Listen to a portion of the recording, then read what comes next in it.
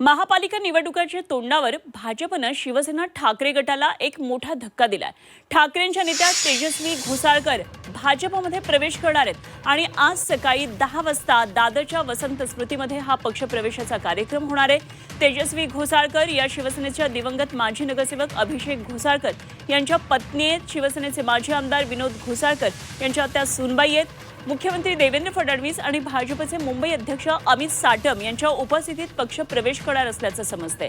गेल्या काही दिवसांपासून त्या उद्धव ठाकरे यांच्या शिवसेनेमध्ये नाराज असल्याच्या चर्चा होत्या आणि यामध्ये भाजपची सत्ता असलेल्या मुंबई बँकेवर त्यांची संचालक म्हणून वर्णी लागल्यानंतर त्या भाजपमध्ये जाणार अशी चर्चा होती आणि तो कार्यक्रम आता आज होणार आहे। भाजपमध्ये तेजस्वी घोसाळकर यांचा आज पक्ष प्रवेश होतो आहे आणि या संदर्भात आणखी सविस्तर तपशील जाणून घेऊया। आमच्या प्रतिनिधी सीमा आढे सध्या आपल्याबरोबर थेट मुंबईतून जोडल्या गेल्या। सीमा, मुंबईतल्या राजकीय वर्तुळातली आजची निश्चितच मोठी घडामोड आहे कारण येणाऱ्या महापालिका निवडणुकांच्या आधी हा पक्षप्रवेशाचा कार्यक्रम होतोय।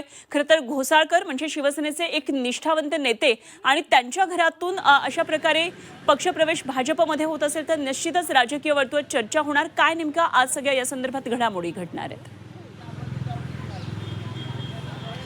नक्कीच अनुपमा, खरं तर मुंबई महानगरपालिकेची निवडणूक तोंडावर असताना आणि ठाकरे गटामध्ये इतर पक्षाचे पदाधिकारी प्रवेश करत असताना त्यांच्याच पक्षातले जे निष्ठावंत मानले जात आहेत जे पदाधिकारी आहेत ते आता पक्ष सोडून जात असल्याचं आपल्याला पाहायला मिळत आहे। मोठं नाव म्हणजे मुंबईमध्ये तेजस्वी घोसाळकर, ज्या विनोद घोसाळकर यांच्या सून आहेत, मागील 6 महिन्यांपासून तेजस्वी घोसाळकर या पक्षामध्ये नाराज होत्या। स्थानिक नेतृत्वावरती त्यांनी नाराजी व्यक्त करत पक्षाला सोडचिठ्ठी दिलेली होती।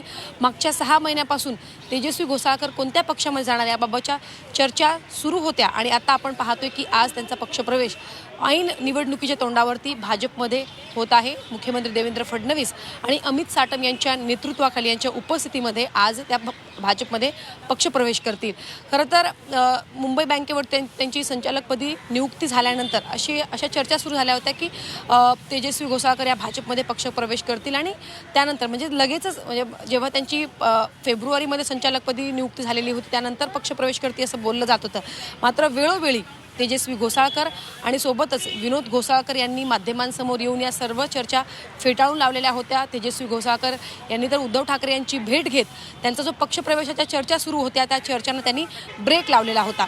दहिसरमध्ये अर्थात या तेजस्वी घोसाळकर गेल्यामुळे पक्षाला, ठाकरे गटाला दहिसरमध्ये मोठा फटका बसेल अशी शक्यता वर्तवली जाते। कारण तेजस्वी घोसाळकर, विनोद घोसाळकर, अभिषेक घोसाळकर यांनी जे त्यांच्या मतदारसंघामध्ये काम केलेलं होतं आणि दहिसर हा ठाकरे गटाचा एक प्रकारे बालेकिल्ला मानला जातो। मोठा जनसंपर्क या कुटुंबियांचा आहे। त्यामुळे जर तेजस्वी घोसाळकर गेल्या तर अर्थात त्या ठिकाणी एक मोठा फटका ठाकरे गटाला बसण्याची शक्यता आहे। त्यामुळे त्या ठिकाणी आता हा फटका बसू नये, त्यामुळे ठाकरे गटाकडनं कशा प्रकारे रणनीती आखली जाते हे पाहणं महत्त्वाचं असेल। तेजस्वी घोसाळकर यांनी आतापर्यंत कधीही उघडपणे नाराजी व्यक्त केलेली नव्हती। आपण पक्षाला का सोडचिठ्ठी दिलेली आहे, नक्की कोणावरती नाराजी आहे या संदर्भात त्यांनी कधीही उघडपणे माध्यमांसमोर आपली प्रतिक्रिया दिलेली नव्हती।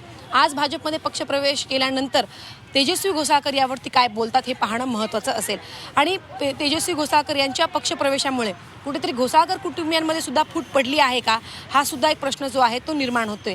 आता तेजस्वी घोसाळकर यांच्या पक्षप्रवेशानंतर विनोद घोसाळकर हे नक्की काय भूमिका घेतात हे पाहणं महत्त्वाचं असेल। कारण जेव्हा 2 शिवसेना फुटल्या होत्या, फूट पडलेली होती, तेव्हा एक निष्ठावंत म्हणून विनोद घोसाळकर यांच्याकडे पाहिलं जात होतं, त्यांच्या कुटुंबियांकडे पाहिलं जात होतं। राजकारण मुंबईने पाहिलेले आहे, विशेषतः दहिसरमधल्या नागरिकांनी। त्यामुळे आता येणाऱ्या निवडणुकांमध्ये या सगळ्या राजकारणाचा नेमका कसा फटका बसतो आहे किंवा समीकरण नेमकं कसं बदलता इथलं हे बघणं खूप महत्त्वाचं ठरणार आहे। सीमा, धन्यवाद दिलेल्या सगळ्या या सविस्तर माहितीसाठी। सीमा आढे आमच्या प्रतिनिधी आपल्याबरोबर मुंबईमधून होत्या।